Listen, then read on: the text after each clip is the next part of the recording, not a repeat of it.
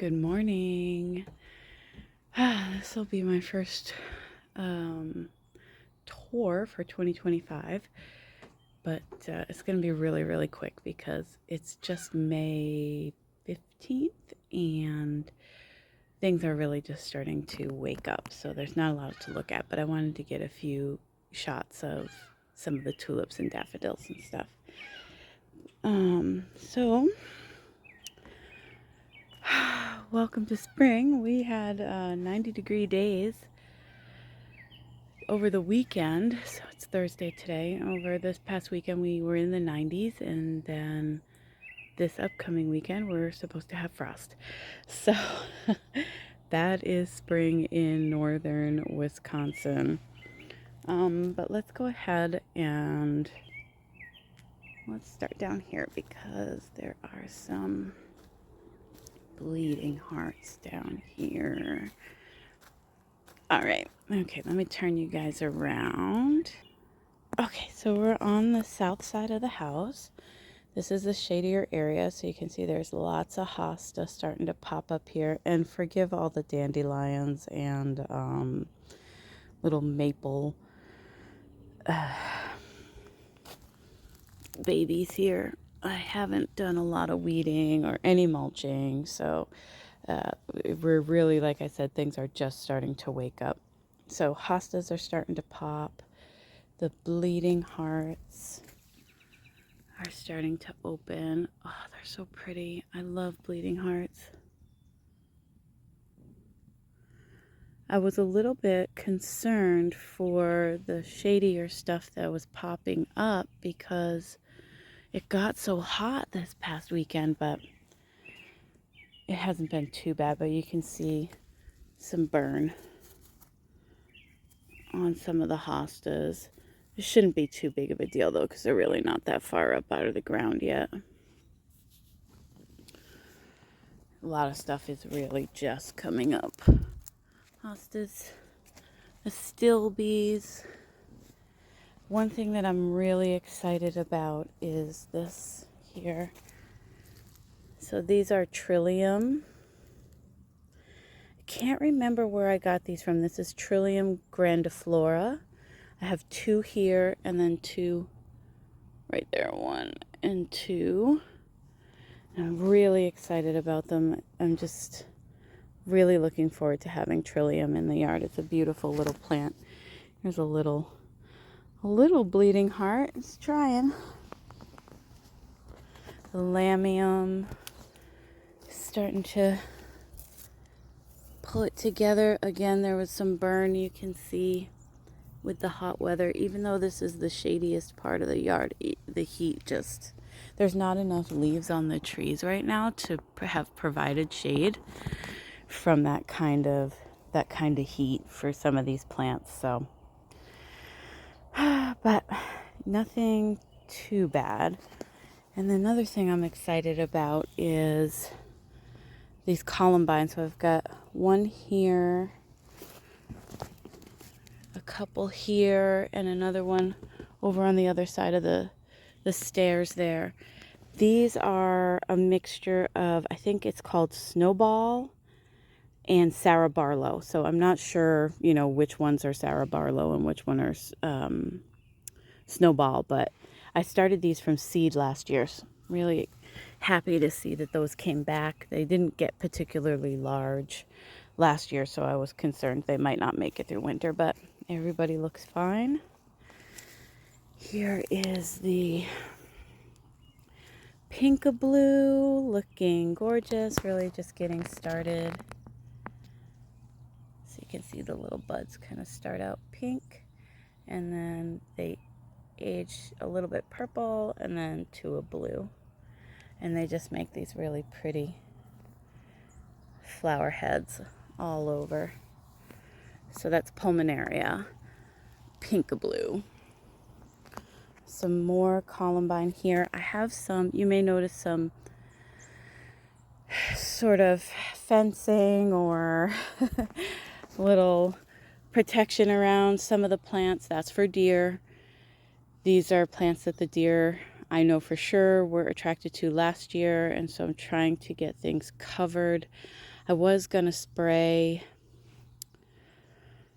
but then I decided not to. It's to do the deer spray is one, very time consuming, two, very expensive. You have to do it over and over and over again. It's not like you spray once and then the deer go away and they never come back, right? It's a consistent thing. So, and it costs like, it's like $20-$30 for like 2 gallons of this stuff. And that would maybe cover, half my garden. So I'm looking at paying upwards of $60 at least every month. Or I mean, if you do the liquid stuff, I think you have to do it even every time it rains, and that's not cost effective or energy effective, because I have to come out here and spray everything down every single time. So I decided against spraying, and I'm trying more mechanical things. I have little cloche type things that I can put around the plants until they're big enough that maybe the deer won't be as interested in them, because it seems like they're interested in the new fresh stuff, probably because it's full of water. But that's what's going on with the deer. I haven't had any issues. Well, that's not true. I have had a few issues. They did come in and eat some hydrangeas. We'll look at that in a few minutes, but they're bouncing back. But last year they came in and they ate back so many of my hostas. I missed out on a lot of plants because of the deer last year, and I don't want that this year. So this little area, I had to do some fixing on the stairs, so that pot is a little out of place, and it needs some water, looks like. These bleeding hearts are popping up right here too. Bleeding hearts are just one of the most unique plants with these flowers and the arching. It's very romantic. It's lovely. There's a lot of little daffodils in here. These are later usually to bloom. There's a few bunches of them in here, and that'll look pretty. This is the maidenhair fern. Let me take this off and get my hand back here so you can see. It's very delicate kind of fern here. This went in the ground last year too, and again, I wasn't really sure if it was going to make it through the winter, but here we are. She's doing great.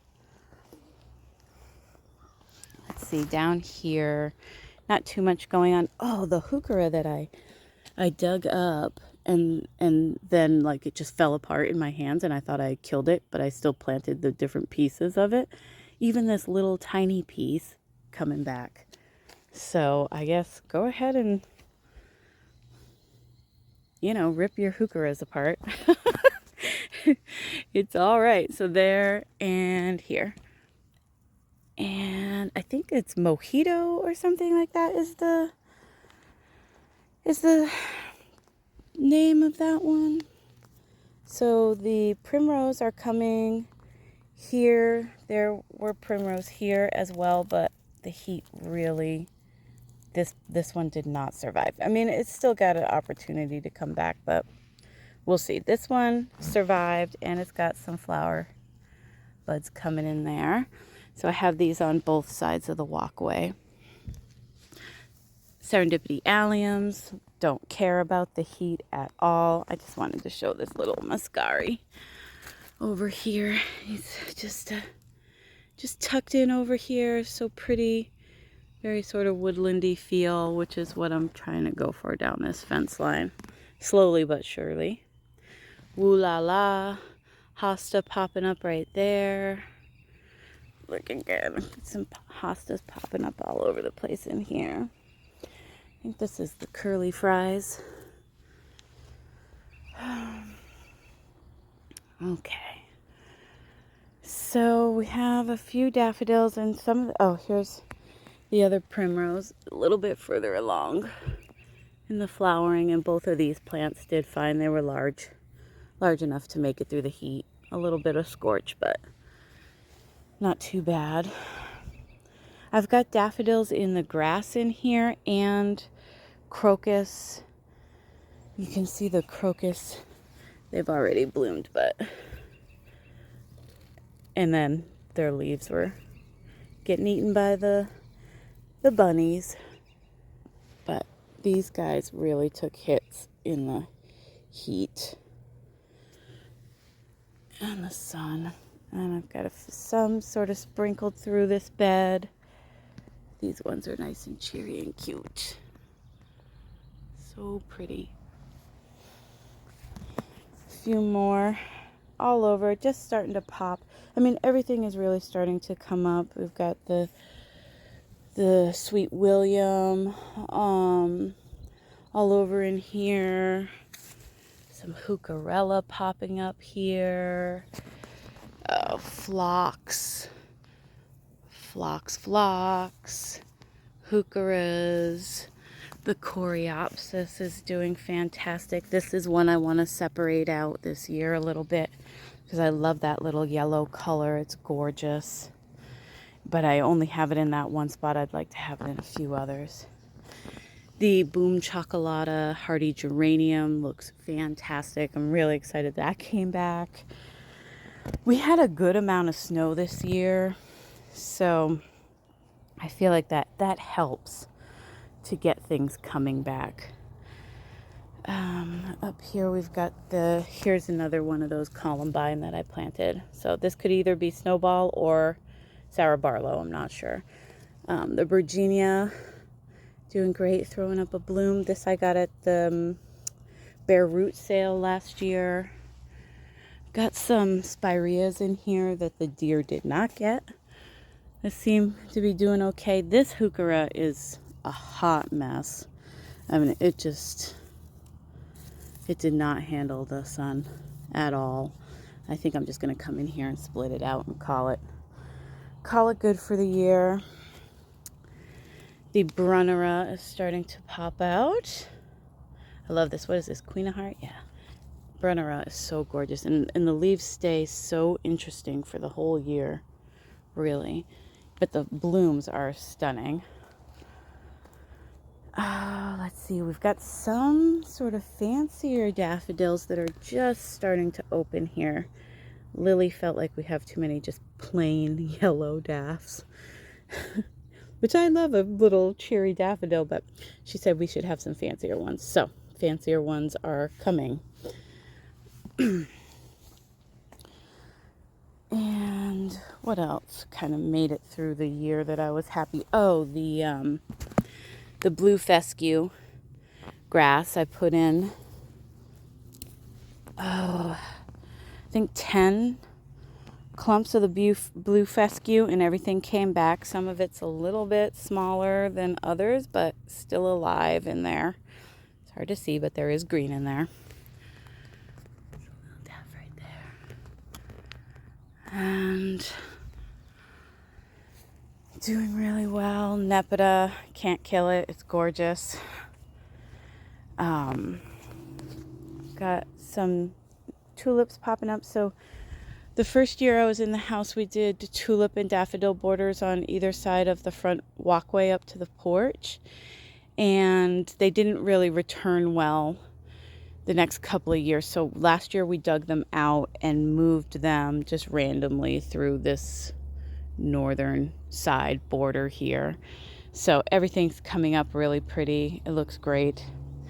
The spirea here was much larger than this, but the deer came in and ate this almost entirely back down to the ground, which was a bummer. But I mean, it's still alive. It just means that we won't have a larger, sort of full-size mature bush here this year. It gives me an opportunity to come in and look at the center, see what's growing and what's not, and clean it out. And we'll just have to wait for next year for this guy. So everything's doing really well in here. One thing that kind of really surprised me was these Gigantium alliums. Not that they came back. They look gorgeous. They're alliums. I expected them to do just fine here. But this, you see all this? You see the little seed heads? These are baby onions. They're everywhere in here.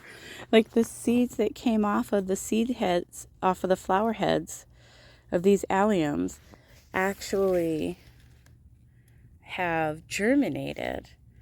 And I have to say that I mean, a lot of germination in here. I wasn't expecting that at all. I don't know if any of them will survive, and then I'll just have like a massive clump of the Gigantium alliums here at some point. But I mean, I wouldn't necessarily be upset with that. I guess I just didn't know that it was possible for them to kind of spread that easily. We'll see how it goes.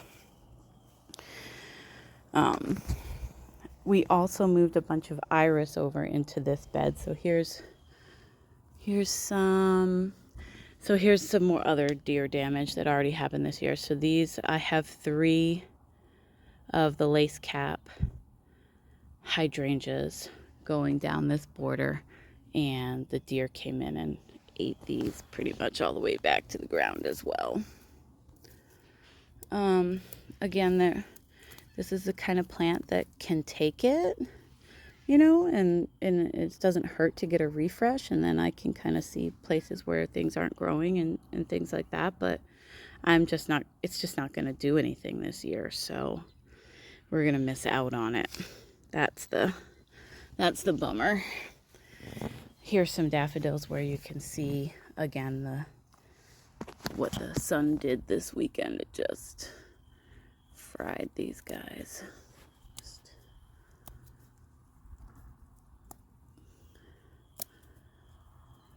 Deadhead these out.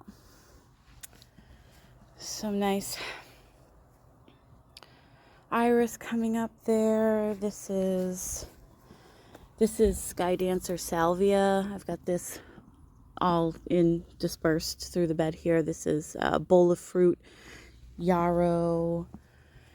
Here's one of the other hydrangeas. This one didn't get eaten down quite as far in some places, but did in others. It's more, if you're kind of far from the daffodils, you can't see how bad the situation is, but when you get up close, you can see they really took a beating. The tulips seem to do fine. Some of them did take a little burn, you can see here. It's a bummer. But luckily, not all of them are open yet. I know for a lot of people, this time of year, their tulips and daffodils are probably already gone over, but ours are just starting here. So everything's not even fully open yet, but so they're really pretty this year, honestly.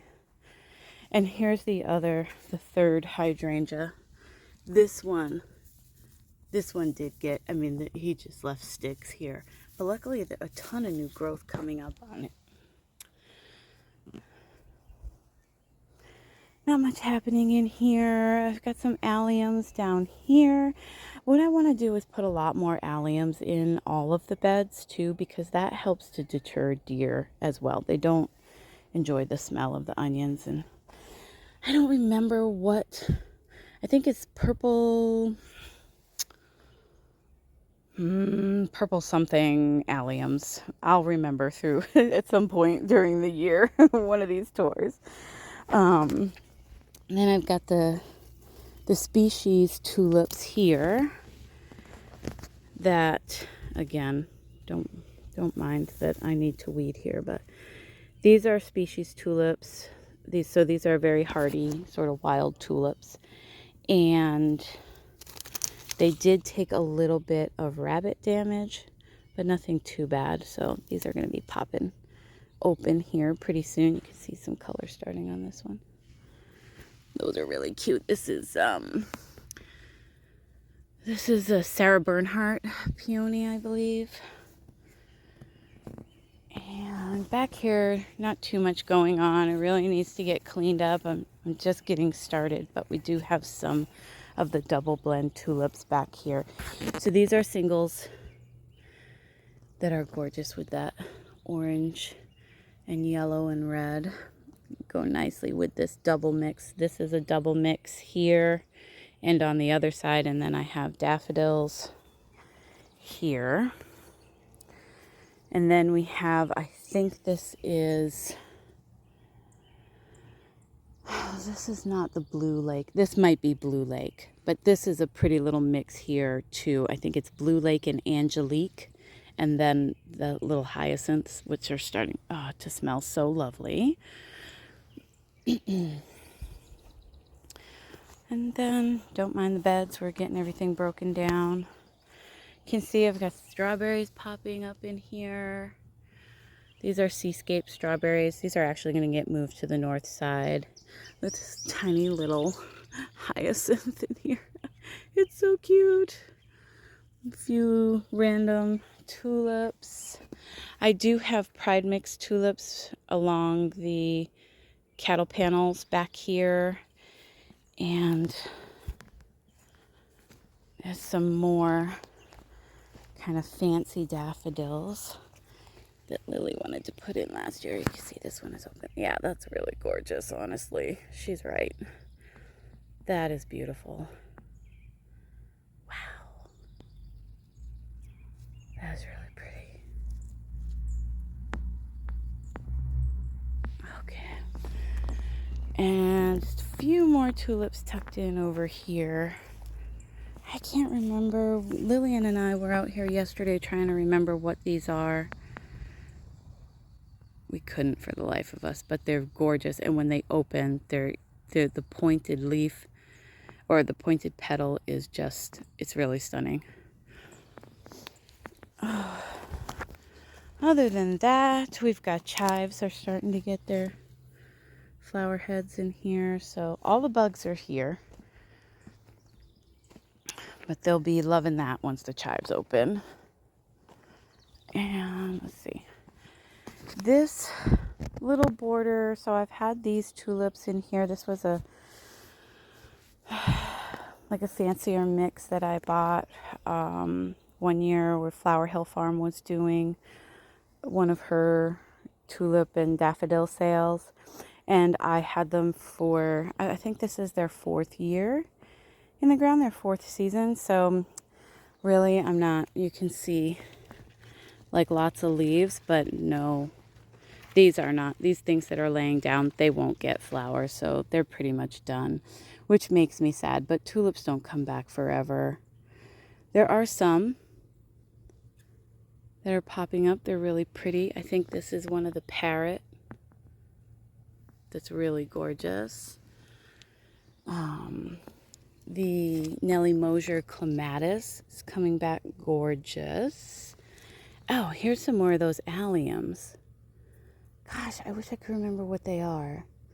It's purple something.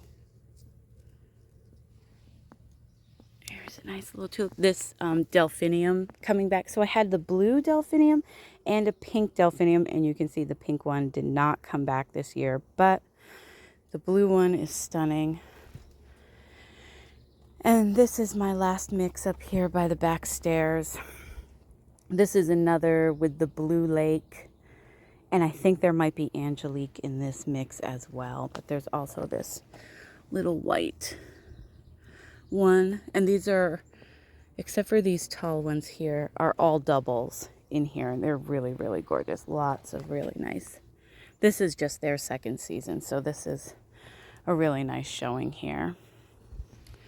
Then we got lots of stuff in front of the steps. I've got tons of plants that I've started. These are ranunculus, just starting to sprout. Tons of stuff that we did in the winter sowing. Lots of poppies in here. Let's see what we got here. You can see. I don't know if I can get that. There we go. And this is... yeah, this is peony double blend poppies. Lots of geraniums that I started. Petunias, looks like need some water. We were supposed to have rain last night, but things are looking a little sad. Beets. Oh no, the beets are all dead. Shit, Lily's gonna kill me.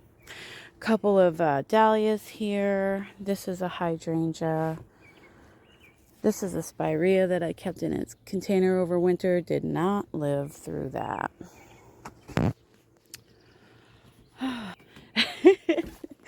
Okay, so that's everything that's happening right now. I guess it's more than I thought it would be. But here, we'll do one last look. I have some stuff on the porch here too, on the front porch, that I've started from seed. These are some geraniums that I overwintered that I started from seed last year. These are some hardy geraniums, blue orchid, or orchid blue. I also have like a wild geranium in here. It's taking forever to germinate. Tons of coleus. This is all black dragon coleus in here. These are heucheras, actually. I don't remember what kind. Americana and Palace Purple. That's heuchera, so I'm going to come in here and separate those out really soon. Some sunflowers. These are gladiolus. Took me a second there. Just getting those sprouted before I put them in the ground. And then my tomatoes. Oh, there's some begonias back there. But we got tomatoes. So I'm not doing as many tomatoes this year. I'm doing, for my paste tomatoes, I'm doing Amish paste. And I've just got 4 of those. These plants get really big, and the fruits that they put out are really big. And it's just me and Lily, so we just don't need that. I'm not growing tomatoes for a family, you know, so I don't need as much. Then for the cherry tomatoes, we have Rosella and the Honey Drop. And for slicers, we have Black Beauty and Cherokee Carbon. So, and then I have a bunch of seedlings up in the plant room too, but we won't go up there. Okay, that's everything for the first little walk around of 2025. I appreciate you guys. I hope you guys are having a great growing season. Let me know where your gardens are at, and I will talk to you next week. Bye.